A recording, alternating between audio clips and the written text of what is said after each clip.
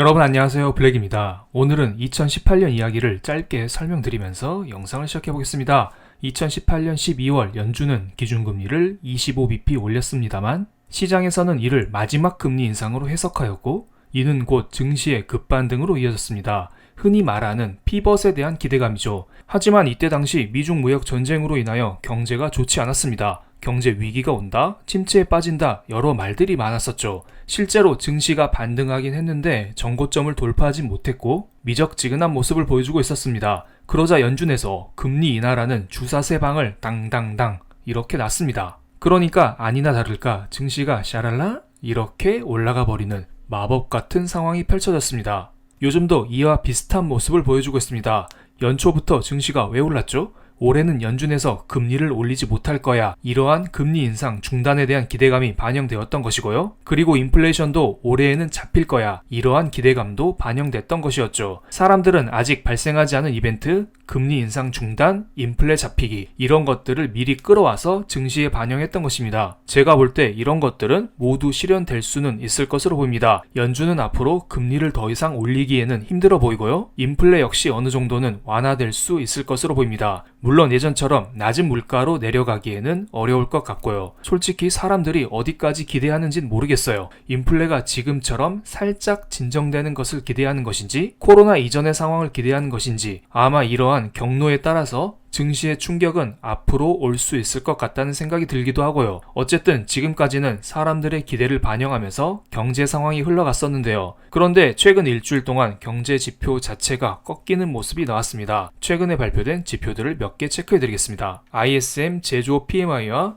ISM 서비스업 PMI를 보겠습니다. 두 지표가 같은 날에 발표된 것은 아니지만 ISM이라는 기관에서 조사한 미국의 제조업 지수와 서비스업 지수가 2021년에 피크를 찍고 지속적으로 하락하는 중입니다. 이 지표가 50 아래에 있으면 위축 국면을 나타냅니다. ISM 제조업 지수는 요 몇 달간 지속적으로 50 아래에서 놀고 있고요. 서비스업 지수 역시 최근 들어 반등하는 척하다가 다시 아래로 내려가는 중입니다. 경제 자체가 좋지 않아 보이죠? 제조업은 이미 망가졌고 서비스업은 좀처럼 올라가지 못하고 있습니다. 그나마 다행인 것은 밑줄친 가격 지수가 모두 전월 대비 하락하면서 인플레 요소가 완화되고 있다는 것에서 위안을 삼을 수가 있겠네요. 제조업 가격 지수는 49.2가 나왔고 서비스업 가격 지수는 59.5로서 모두 전월 대비 하락하는 모습을 보이고 있습니다. 이번에는 고용 쪽을 보겠습니다. 미국은 최근 경제가 좋지 않음에도 불구하고 고용이 뜨겁기로 유명하죠. 그래서 경제 위기가 없다. 이번에는 위기가 가볍게 넘어갈 것이다. 이런 말들이 많잖아요. 하지만 세상에 완벽한 것은 없습니다. 이러한 강건한 고용에도 약간의 균열이 발생하고 있습니다. 고용 관련해서는 여러 가지 지표가 있는데요. 미국의 2월달 구인 공고 건수가 나왔는데요. 2년 만에 1000만 건 이하로 떨어졌습니다. 그런데 이 수치가 여전히 높아 보이는 것은 사실입니다. 팬데믹 이전보다는 훨씬 높은 수치죠. 그래서 구인 공고 건수의 변화율이 정리된 자료를 가져왔습니다. 아래 차트를 보시면 됩니다. 변동률을 보면 코로나 때 꽤 높은 수치의 마이너스를 한번 찍었고요. 그리고 이번에 코로나 이후 가장 높은 감소율을 찍었습니다. 구인 구직 공고 건수에서 보면 코로나 경제 위기가 터졌을 때 큰 변동이 있었고 이번에 큰 변화가 있었다. 이렇게 해석할 수가 있겠습니다. 하지만 4월 7일에 발표된 미국의 3월 고용보고서에서는 생각보다 굳건한 고용을 보여주고 있습니다. 예상보다 실업률이 낮게 나왔습니다. 지난달 수치인 3.6%보다도 낮은 3.5%가 나왔습니다. 구인 공고 건수가 줄긴 했지만 여전히 고용은 살아있다고도 볼 수가 있겠습니다. 이번에는 비농업 부문 고용자 수를 보겠습니다. 비농업 부문 고용자 수를 보면 예상치인 23.9만보다는 조금 적은 23만 6천 건 증가에 그쳤지만 예상과는 거의 비슷했습니다. 뉴스에서는 고용이 무너질 것처럼 홍보했었는데 그것치고는 선방했습니다. 그리고 지난 2월달 비농업 부문 고용자 수도 31.1만 건에서 32만 6천 건으로 상향 조정되었습니다. 고용 상황이 여전히 좋다는 것을 알 수가 있습니다. 그렇지만 추세적으로 보면 일자리가 급격하게 늘어난다? 그런 느낌은 아니죠. 전반적으로 비농업 부문 고용자 수는 점진적으로 줄어드는 모습을 보이고 있습니다. 중요한 것은 고용 보고서가 나왔고 이를 시장에서 어떻게 인지하는지 이게 중요합니다. 보통 미국 경제가 좋다면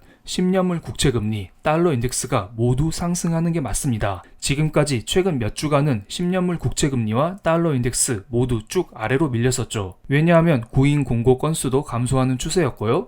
제조업, 서비스업 지수가 모두 안 좋았잖아요. 그런데 이번에 고용 보고서는 꽤 잘 나왔죠? 그렇다면 미국 경제가 다시 부활할 수 있을까요? 일단은 단기적으로 시장에서는 경기 회복에 베팅을 했습니다. 달러 인덱스와 10년물 국채금리가 소폭 상승하는 모습이 나오고 있습니다. 물론 이것은 장 마감 수치는 아니고 고용 보고서가 발표된 직후에 제가 가져온 것입니다. 그렇기 때문에 종가는 아니라는 점, 이 점은 감안해 주시면 감사하겠습니다. 어쨌든 시장은 일단 경기 회복에 베팅을 했습니다. 고용 보고서가 나온 직후 두 지표 모두 소폭 상승하는 모습이 나왔죠. 하지만 아직은 추세적으로 회복한다? 이런 느낌은 아닙니다. 제 기억에 코로나 백신이 처음 나왔을 때 국채 금리와 달러가 급등하면서 경기가 살아나는 느낌이 확실히 있었는데요. 그 정도 급의 경기 회복 느낌은 아닙니다. 아직은 시장에서 경기 침체 쪽에 한 표를 던지고 있다. 그렇지만 한숨 돌렸다. 이렇게 보시면 됩니다. 최근 들어 계속 악 이런 소리만 나오다가 휴라는 안도의 한숨이 나왔다고 보시면 됩니다. 고용 말고 미국 경제의 버팀목으로 소비가 있었죠. 코로나 때 지원금이 워낙 많이 풀렸기 때문에 미국 가정들은 이 돈을 바탕으로 잘 살아가고 있는데요. JP모건에서 발표한 최근 자료에 따르면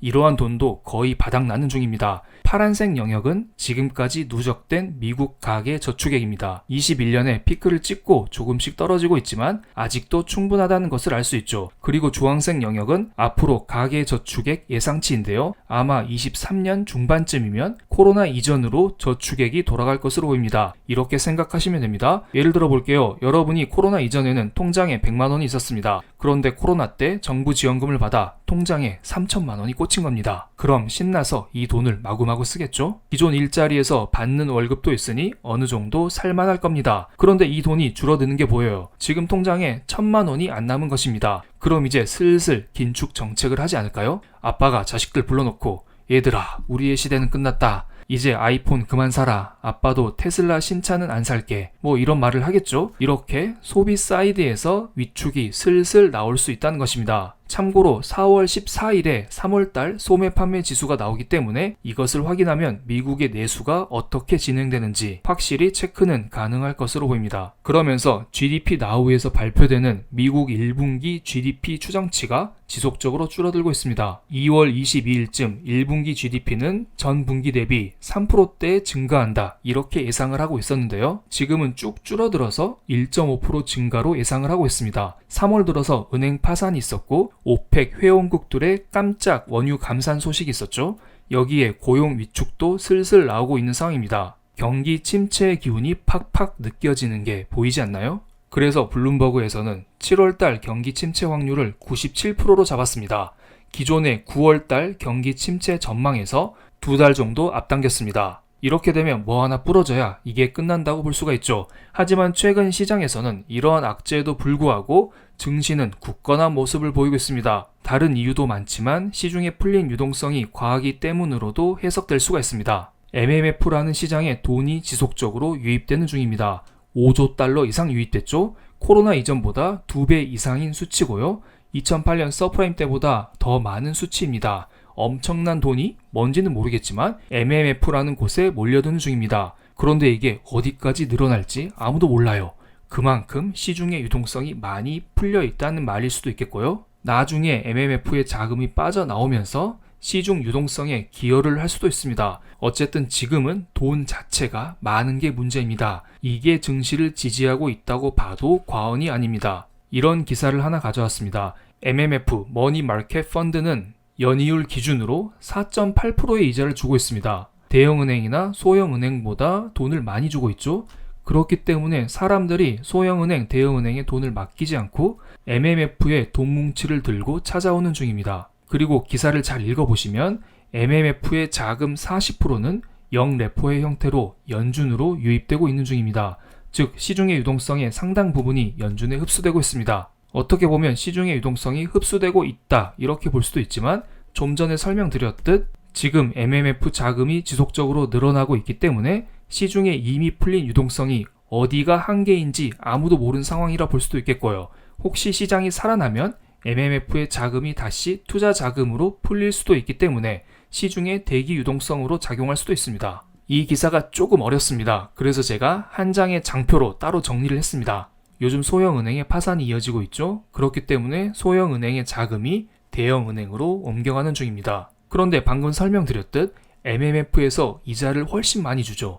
그렇기 때문에 이러한 자금이 또다시 MMF로 옮겨가죠. 그리고 MMF는 0레포 형태로 연준에 자금을 맡기고 있는 상황입니다. 0레포는 레포의 반대말로서 연준이 가지고 있는 자산을 빌려오고 그 대가로 돈을 맡기는 형태입니다. 물론 어느 정도 이자는 받겠죠. 자세한 0레포를 설명드리면 조금 복잡하기 때문에 그냥 연준이 MMF를 통해서 시중의 유동성을 빨아들이고 있다, 이렇게만 보시면 될 것 같습니다. 그런데 이런 흐름이 지속되면서 은행 위기가 커지고 있습니다. 왜냐하면 은행에서 돈이 빠져나가고 있기 때문이죠. 어떻게 보면 다시 한번 경제 위기가 올 수도 있다는 것입니다. 그렇기 때문에 몇몇 연준위원들은 금리 인하를 주장하고 있습니다. 금리를 내리면 0레포 금리도 따라서 내릴 수 있기 때문에 MMF에서 연준으로 들어오는 자금을 막겠다는 의도죠. 얘들아, 이 돈을 이렇게 올리지 말고 MMF에서 다시 아래로 내려보내, 이런 말을 하는 것입니다. 그렇지 않으면 은행 다 망하겠어. 연준은 이러한 의도를 가지고 있습니다. 이런 것을 봤을 때에는 지금은 경기 침체 위기도 도사리고 있고요. 여기에 은행 파산 리스크도 도사리고 있습니다. 또한 유동성도 여전히 살아있다고 보시면 됩니다. 그렇기 때문에 지금은 투자 난이도가 매우 올라간 상황이죠. 앞으로 새로운 소식 있으면 여러분께 다시 한번 인사를 드리겠습니다. 제 영상이 마음에 드셨다면 구독, 좋아요, 알림 설정까지 부탁드리겠습니다. 감사합니다.